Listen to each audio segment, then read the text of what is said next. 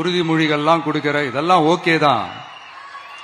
ஆனா ஸ்டாலின் சார் செய்ய முடியாதத நீ எப்படி செய்வ அப்படின்னு உங்களுக்கு ஒரு கேள்வி ஒண்ணு வரும். அது சிம்பிளா ஒண்ணு சொல்றேன். இப்பதான் ரீசெண்டா அதை பத்தி நான் முழுமையா ஒண்ணு தெரிஞ்சுக்கிட்டேன். நம்ம மாநிலத்துக்கான மொத்த பட்ஜெட் 4.39 லட்ச கோடிகள். அதுல 30%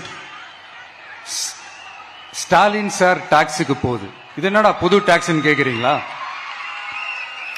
ஆமா, இந்த பட்ஜெட்ல இருந்து ஒதுக்குற நிதியில 20% ஸ்டாலின் சாருக்கு போகுது. அதுல 10% அவங்க மந்திரிங்களுக்கு போகுது. மொத்தமா 30% ஆச்சா?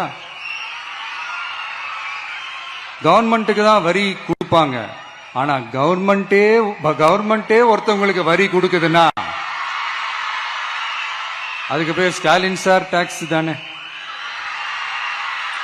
இதை விட நாகரிகமா நீங்க அடிக்கிற கொள்ளையும் நீங்க அடிக்கிற ஊழலையும் சொல்ல முடியாது.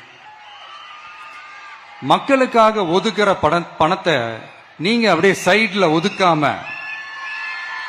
மொத்த பணத்தையும் மக்களுக்கே செலவு பண்ணிட்டா ஒரு சூப்பரான நல்ல அரசாங்கத்தை கொடுக்கலாம்ல.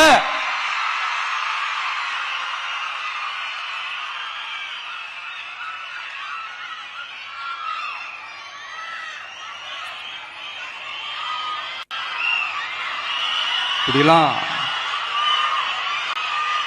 சைட்ல ஒதுக்காம கவர்மெண்ட்ல காசு இல்ல அப்படின்னு சொல்றாங்க. ஆனா விடிய காத்தால எல்லார் அக்கௌண்ட்லயும் 5000 ரூபாய் போடுறீங்களா? அது எப்படி?